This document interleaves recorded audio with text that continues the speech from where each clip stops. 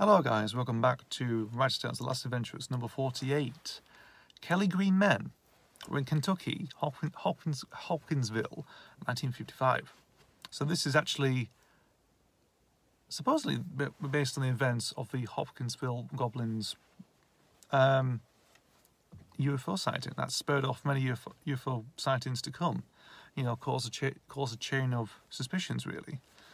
So, where did we at? So the protagonists end up in Kentucky in 1955, of course, Hopkinsville, end up on a farmyard and decide to just investigate because it's all quiet and everything else. Like, everything's shut up. Everything seems too quiet. They go to the door to the farmhouse and discover that a family carrying guns brings them in, you know, and basically hustles them into the house, saying that they've found a UFO lurking around in the fields of the farmhouse, and you know, just holding up really. All the while, grey goblin-like creatures are lurking outside, waiting to strike at the farmhouse, and they're dubbed the Hopkinsville Goblins, obviously, because of what they've seen. So that's really about what Kelly Green, the plot is really. This idea was actually come from the fan series I've talked about a few times, of course, from, you know, that never came to be.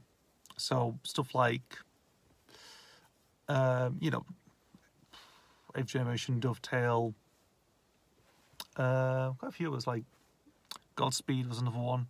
You know, there's quite a few of them, and obviously this was another one of these actually.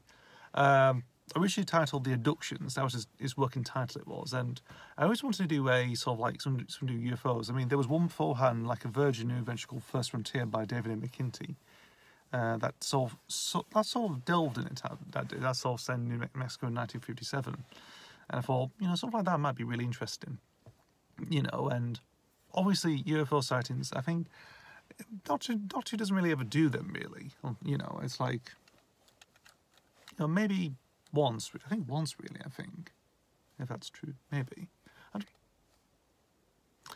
don't know really. Comment down below if you know any stories that are sort of like similar to that. If not, it's something like different territory really. So that's one thing.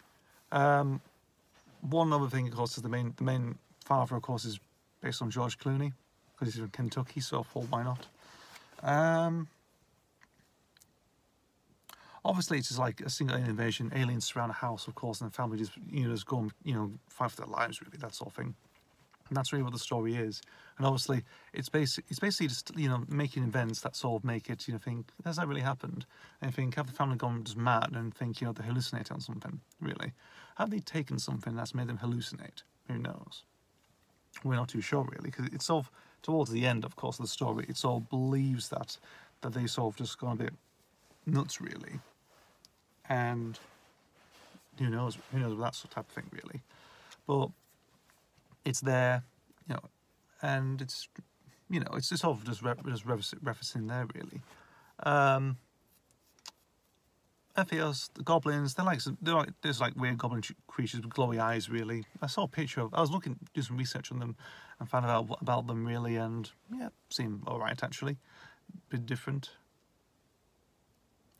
Not similar to the Waro from Devil Goblins from Neptune or anything like that. It's just something else, really.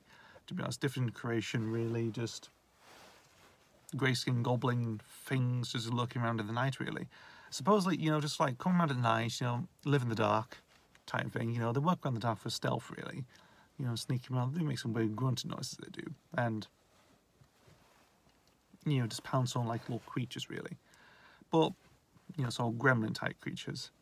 But that's really about it with Kelly Green Men. There's nothing really. Obviously, it's referencing, you know, the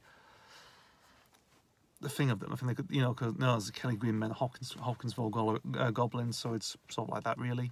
Nothing else to really bring up on, you know, about this story. Just there, it was a fan story that I written, and it's just here because I might as well give it good use, really, like with many of the stories I've done, actually, rather than letting them go to waste. But there you go. So thank you guys for watching. See you for the next video.